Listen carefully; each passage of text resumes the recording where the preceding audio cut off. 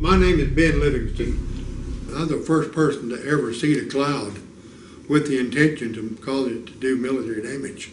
I know I can say that, and I did it several times before the next person did it. Tell me what these clouds are we're looking at. Well, these clouds were located up in the southern part of North Vietnam, and we needed to make rain down on the Ho Chi Minh Trail, Highway 1. But there weren't any real clouds around. There were a number, this was the end of the monsoon season, but there were a number of these small clouds that barely reached the freezing level, and by putting a small amount of silver iodide in there, we got them to collect and start to build. And as they built, we just worked on the largest tower in the group until in just a very short time we had clouds that were... You told me this cloud got 14 inches of well, this cloud, of course, this is all the same cloud. I was cleared top secret. Eyes only. I was as high as you could get. I got interested in weather modification when I was a farm boy. I never could understand why the clouds wasn't bigger, had a little more shade, and was chopping that cotton. So I got in the Navy. I managed to get into meteorology school, and I think that's really where I learned the most of my physics. I was assigned to the Typhoon Squadron in Guam, where I served for 3 years as a flight meteorologist and meteorological engineer. From there, I came back to additional school at Texas A&I University down in Kingsville, and from Kingsville, they sent me to the Hurricane Hunter Squadron in Jacksonville, Florida. That squadron, of course, had just become involved in Project Storm Fury. So when I reported to that duty station as a meteorological engineer, I was immediately designated the military member of the Storm Fury Advisory Board. We were doing quite a lot of testing work out over the test range at China Lake, California, where we dropped cloud seeding flares or silver iodide generators into clouds, or just where we wanted to see what the reaction was. And it was there when I learned for sure that you could really change a cloud by the amount of silver iodide you put in it and where you put it. This cloud here, from the time it started raining till it quit, it put out a little over 14 inches of precipitation. What did that do to the North Vietnamese? Well, it just washed all the roads out, and there was a bridge attached to a mountain that bombed and could not get rid of it. This heavy rain washing out down that river took that bridge out. So you guys finally got it done. This was on October 13th. These are cloud seeding dispensing units on the side of C-130s. As you can see, these units held 52. These dispensers held 52 units. And under here on this F4, we had these camouflaged so they looked like they were. Did you fly those? Yes. You piloted the F4? Yeah. So you're a jet pilot too, huh? Yeah, I did these for about 7 years. You fly them all, huh? That's neat. And these were our own airplanes. The airplanes I had in my commercial cloud seeding business. See? I had a Duke, and a turbocharged Duke, of course, and Cessna 310 and a Turbo 210, and we built the flares, just built them into the wings of our airplane so that they caused as little resistance as possible, or drag as possible. And this right here, these are pyrotechnics that we've cut in sections and fused them so that they could burn either singles or a pair, or cut half in two, or cut in 3 pieces, or cut in 5 pieces. So you can see obviously here, although these are dispensed in the vertical, they are essentially a horizontal cloud seeding device. See, that's how we made these clouds, like in Vietnam, work, because we could take a cloud, take a pyrotechnic like this, had a little bitty piece in it, and we'd fly by and just barely touch the cloud with one part. So that kept from blowing the thing apart, blowing the cloud up. But what we would do, and like in Carla or Rita, those kind of clouds, we would maybe use, this is one cloud seeding device here, cut into 5 pieces. But in one like this, you may be flying 350 miles an hour, kicking one out every 200 or 300 meters, and just essentially seed the whole area on the horizontal, and the whole top would blow away. Amazing. We were the first ones to fly into hurricanes for the purpose of modifying them, if you will. That was Project Storm Fury. I began to be extremely confident that we could do about what we wanted to with a hurricane. The Project Storm Fury had been going on since 1961, and they had already done 2 experiments, one in 61 and 63. Well, by 1964, when I was there in 1964, I wrote the plan and started to have a track and a mission for every flight that was on the hurricane cloud seeding experiments. So we had documentation for everything. Operations of Project Storm Fury are very positive. His report said that we claim they should consider now if a hurricane heads straight towards Miami. Some wanted to continue hurricane reductions, and the other part did not want to. It was a political football, and there are people that were wanting to do more pure research and less application engineering wanted to kill Project Storm Fury.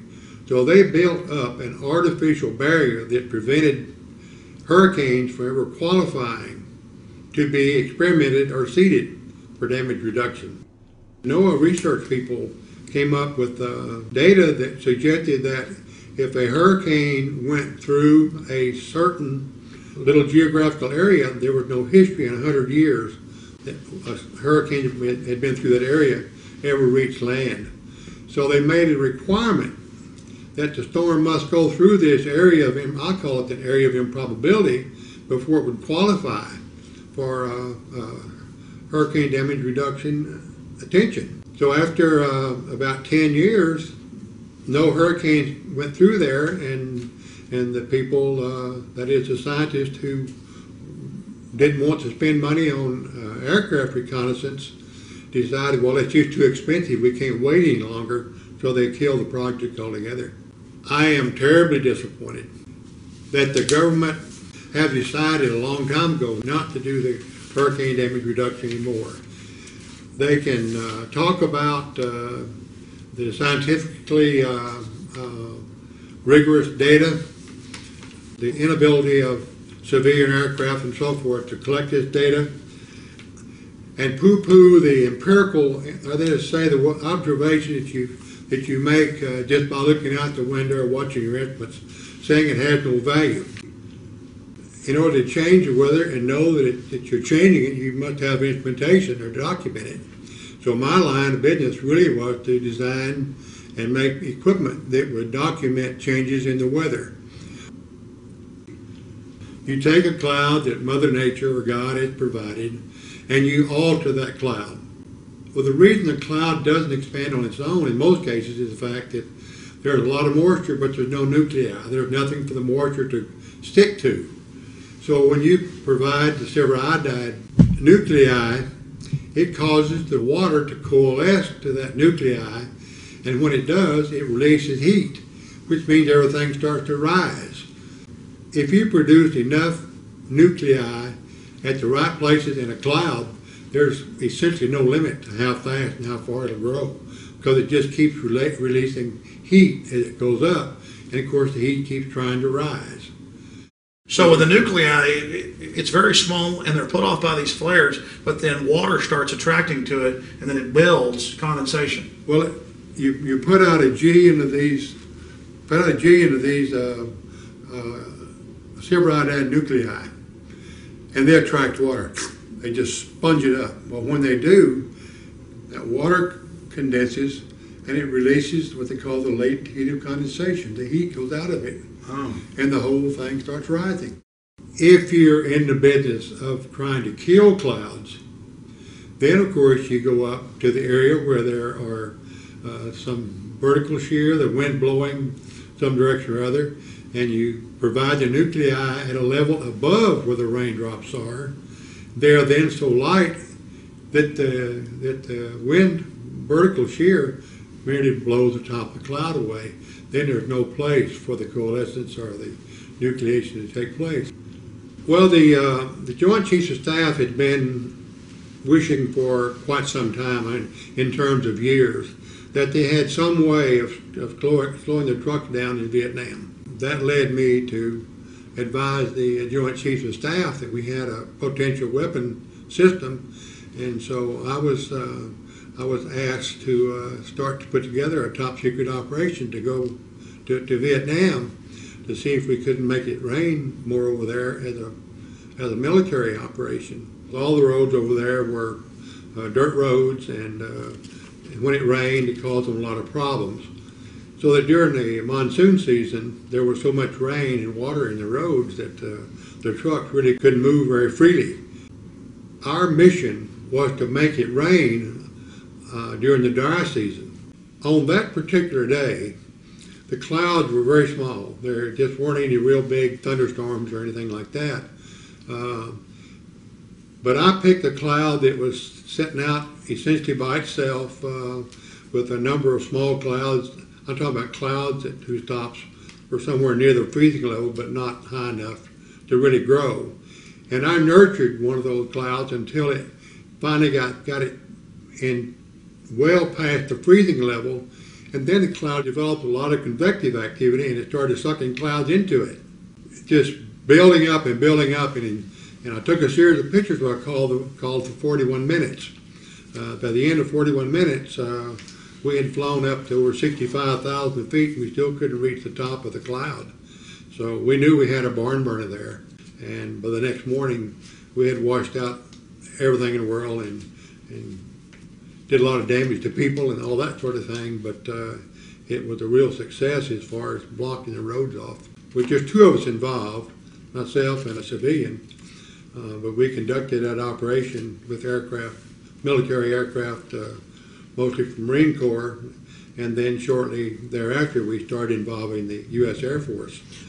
Well, we actually began the 3rd or 4th of September, and by the 13th of October, we had a couple of storms that had actually washed out bridges, and the results were so successful until I was called down to Saigon to brief the generals, the Air Force generals, the Army generals down there, and they suggested that I need to go make this report to President Johnson back in Washington, D.C. They were excited about it, but they had no authorization, if you will, to use this as a military weapons system.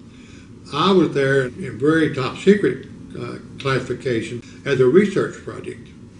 That's why we were able to conduct the mission without the international community, if you will, being apprised of what we were doing and how we were doing it. It was kept top secret for a long time. It was first reported that this was going on in 1972. That's the first time the Congress ever heard about it. So as you can see, it was not something everyone knew about for a long time. It must feel good, though. I mean, you're the father or something. You used weather weapons first. Well, it's okay. And for all we know, is that the only time they've been used? Well, that same project went on through 1972 when we got out of Vietnam. But the Air Force was still doing it. But was it only used in Vietnam, never anywhere else? That's the only place ever. We've had no requirement for it anywhere else that I can think of. But it could be used anywhere with the Did you ever do any testing in the U.S.? Did I? Oh yeah, a lot, yeah. You were the head of what base? You were the head of acting commander of what base? I was the acting commanding officer at the Corona Naval Weapons Research Center. And they worked on a lot more there than just weather weapons, didn't they? Yes, they do, but my main contribution at Corona was to write a plan for weather modification control for the whole world at any given time. We could send a number of airplanes with materials and dispensing equipment we had and probably control the weather all the way around the world. Why? Because you said it's on seven major front lines. Well, there are only from 5 to 7 major troughs around the world at any given time, and they undulate just like ocean waves, move back and forth and back and forth. And at any time, there's a front associated with those where all the thunderstorms are located. And with having a few airplanes, a couple of airplanes at the right place, you could run down that line of thunderstorms and do whatever you wanted to with them. This is out of the June 1974 Science magazine.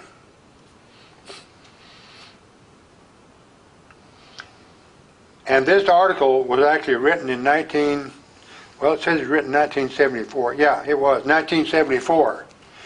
And this is when the Senate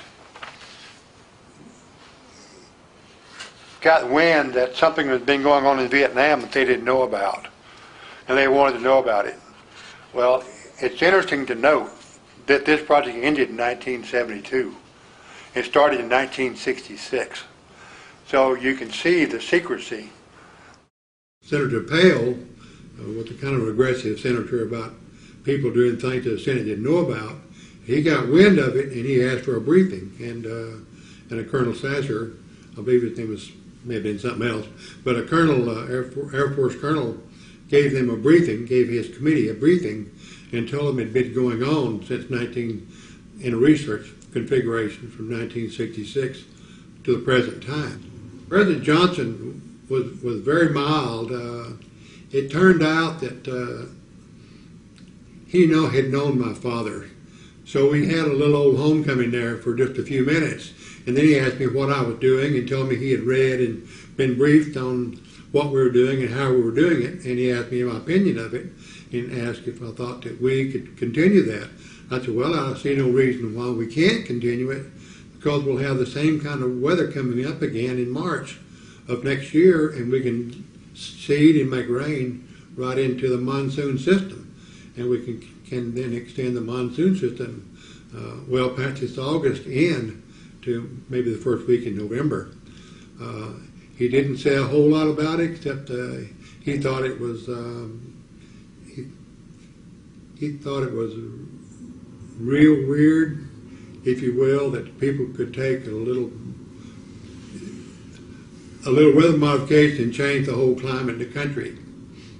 When I came back to the States, where I had time to do something as far as weather modification was concerned, I went back to my duties, if you will, as being the military member of the Project Storm Fury Advisory Committee.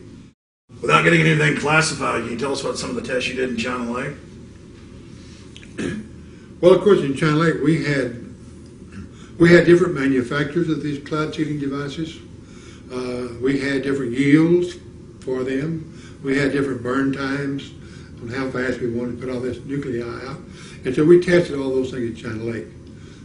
We'd pick a cloud out in the middle of the desert out there. We had 100 miles test range out there that belonged to the weapons center.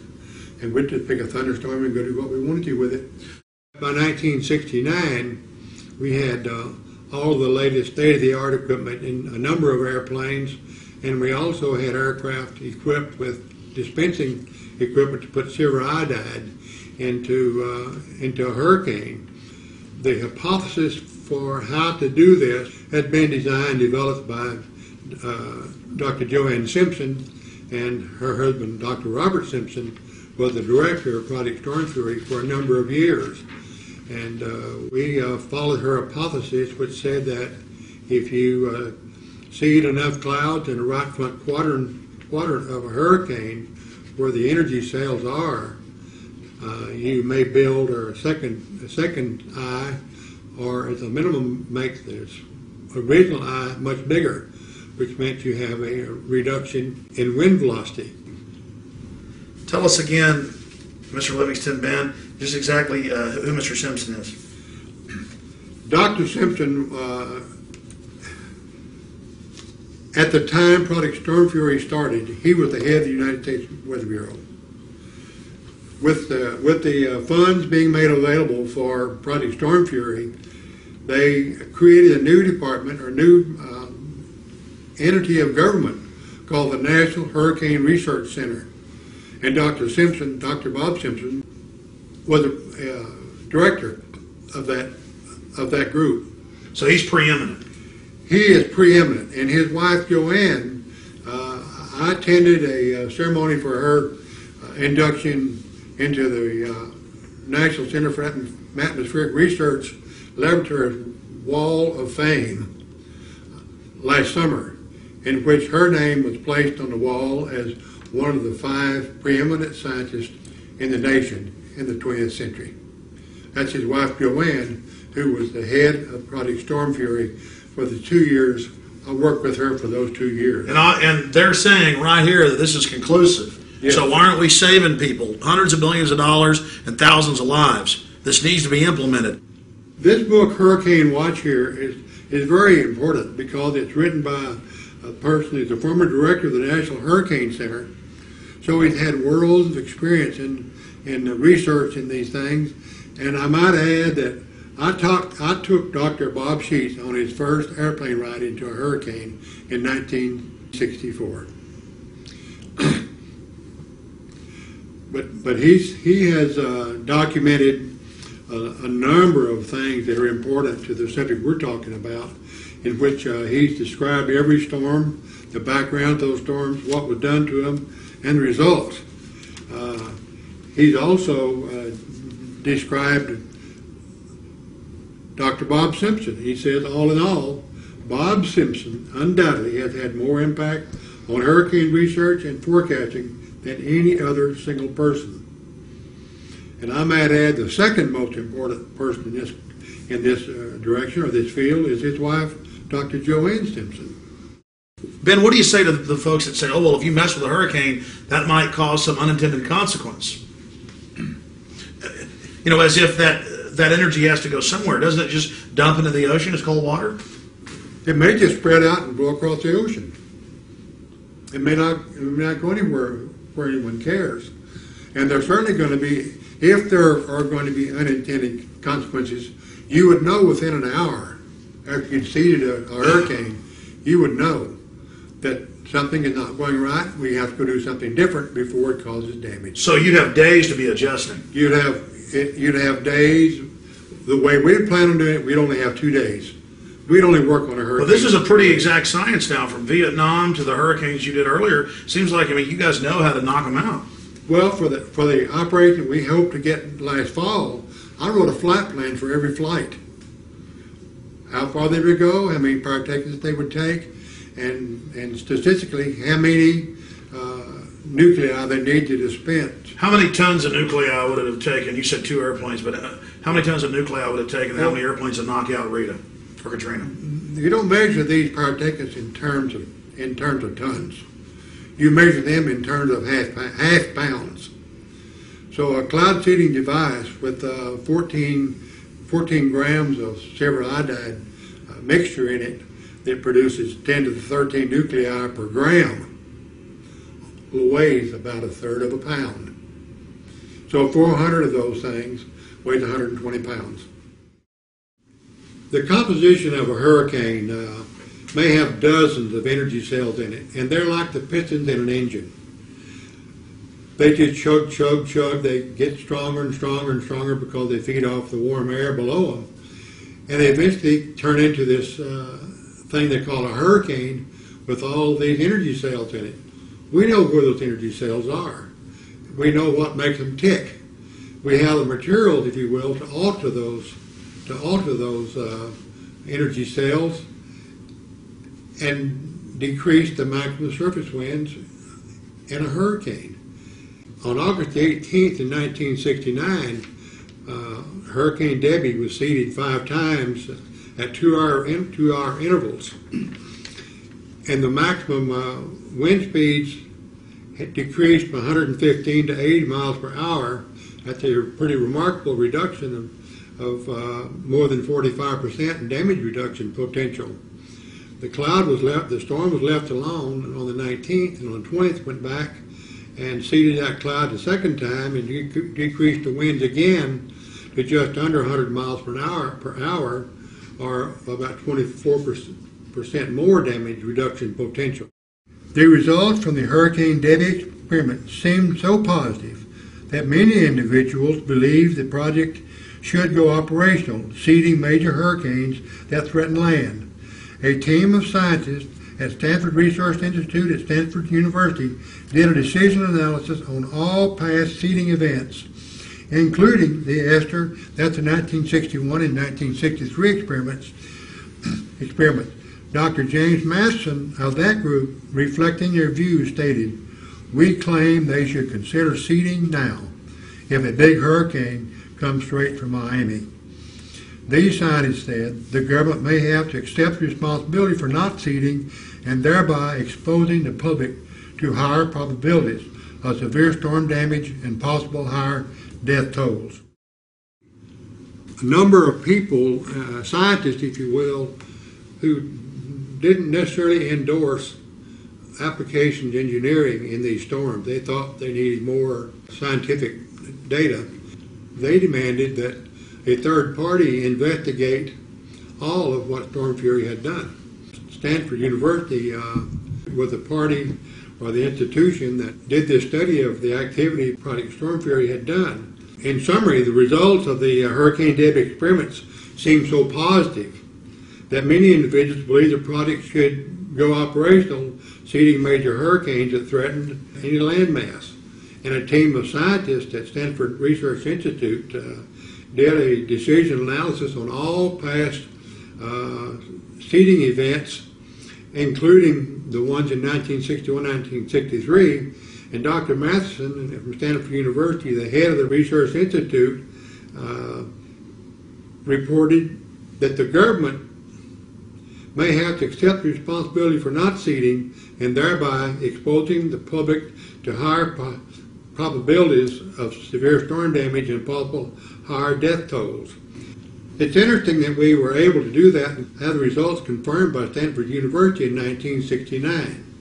Since 1947, the government has used the logic or reasoning that liability is a killer for weather modification.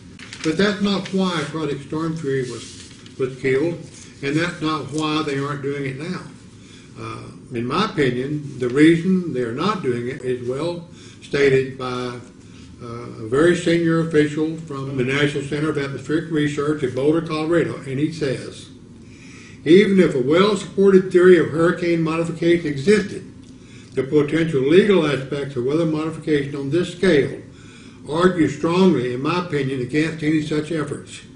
Just a few of the many possibilities include: A, the storm is not modified at all, but some people perceive that it is, get hurt, and sue the modifiers.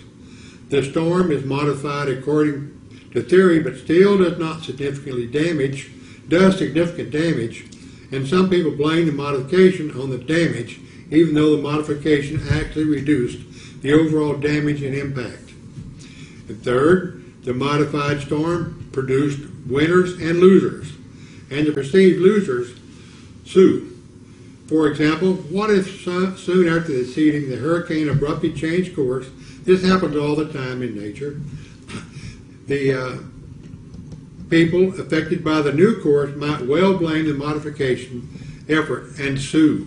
Yeah, if you study the situation, you may learn, and very diabolically so, that you don't like to believe this, but there's a possibility, and the economics of it verifies the fact that there is so much damage done that the construction industry in general all over the United States benefits because the cost of material goes up. So the insurance company may or may not gain from having these damage reductions take place. As far as the energy industry is concerned, we all know that they get their money back almost immediately by increasing the price of their product. And it's not unheard of to believe that the actions performed by FEMA or the government is not a surefire way to buy votes. So there may not be any political or economic motivation on the government or some major industry's part to reduce the damages from hurricanes. The material that we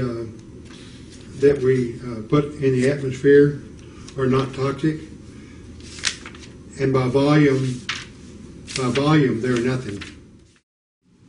It's my contention that we have a sure defense against those liability lawsuits. We place in our seeding materials a trace element of zinc or some other exotic material, so that any rainfall that falls that uses our nuclei to cause the rainfall or the hail, whatever comes out of it, all they need to do is collect some of that water, find some of our traces of some of our material, and we would then concede that we had something to do with it. And the other, of course, good defense is that we've had such horrendous hurricanes the last several years without any weather modification in the past 30 to 35 years. You sure can't blame a weather modifier for causing damage. The other governments are using weather control for many purposes. And Indonesia, for instance, Canada, Turkey, Greece, Russia, they're all using weather control to their benefit, and we aren't. Well, for several years, the Russians have had weather control product as one of their national goals. They're using weather control primarily to protect the large sites, or the sites where large numbers of people are congregating for celebration.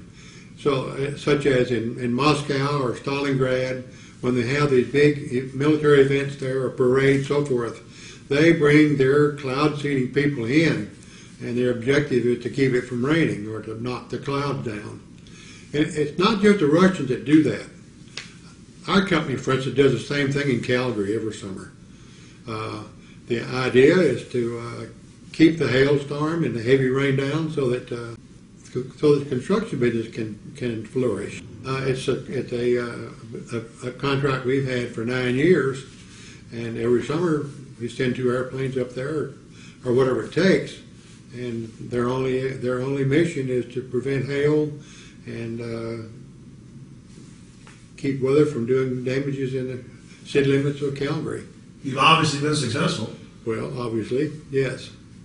It's just one of those things that we know how to do, and since the government hasn't done it, the corporate people in America have just built the instruments. They've installed them in their airplanes, but we have to be just as sure of what we do as the government would like to think they have to be.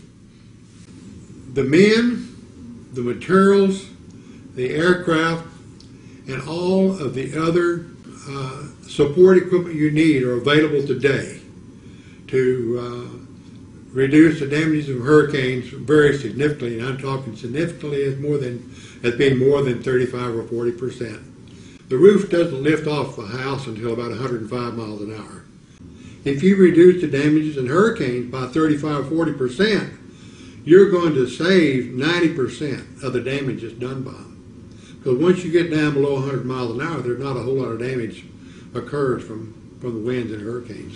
The tack they've taken is that they're willing to spend money they haven't got to repair places that are not repairable, or the people to evacuate and the people come back and their house is blown away. We think that's foolishness. We think that we ought to be trying to save those houses, let the people evacuate, but have them come back to a house with the furniture in it. Our aircraft can carry over 400 cloud seeding units.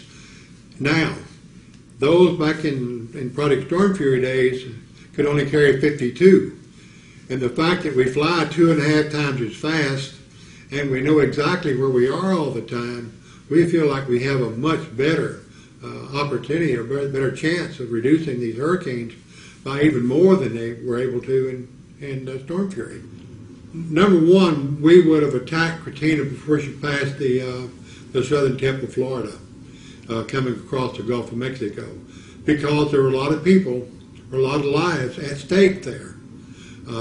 We may not have done anything with Cortina until she got out in the middle of the Gulf of Mexico. But from then on, and I mean the middle of the Gulf of Mexico, I'm talking about to the eastern edge of the oil production. When it got close enough to do damage to the oil drilling and producing platforms, we would have started working on Cortina right then, and we would have seeded those energy cells in there based on data from the satellite information. We would have picked the energy cells in that storm, and at least every 12 hours, we would have been out there seeding those energy cells. Ben, why hasn't there been a lawsuit against the government for not stopping these hurricanes?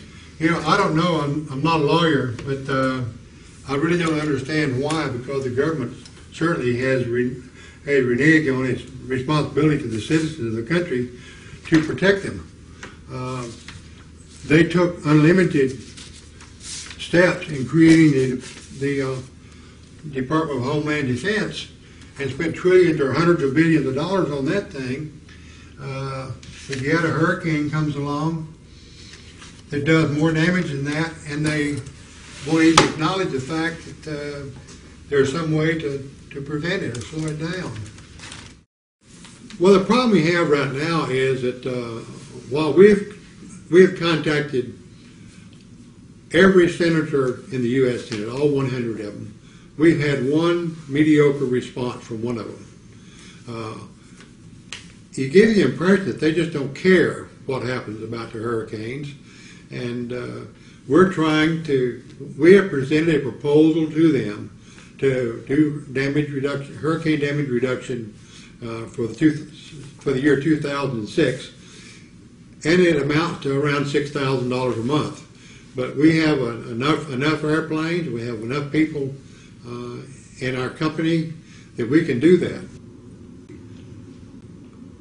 We need to be out there seeding these hurricanes, and if we don't get the results that we think we're going to get, then we can say we're not ready for it.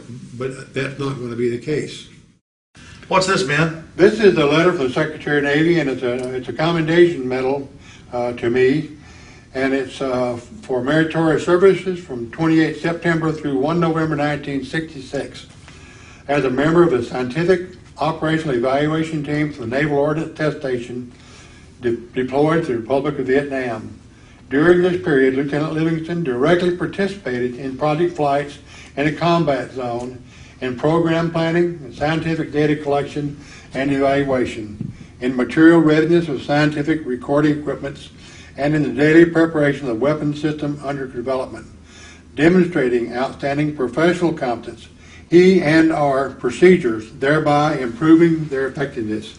His unyielding demand for accurate and complete data collections, his relentless search for technical competence, and his unwavering devotion to duty were major factors in the outstanding success of the project and were instrumental in the development of a unique major combat capability for the United States.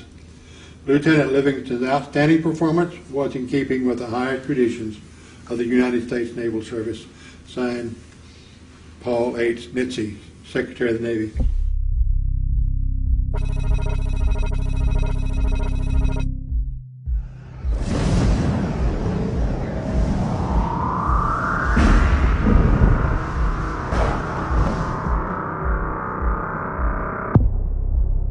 Visit Infowars.com and PrisonPlanet.com. When you're on the site, you can also tune in 24 hours a day to my daily radio broadcast. There's also a free iPhone app to listen to the syndicated radio show when and where you want.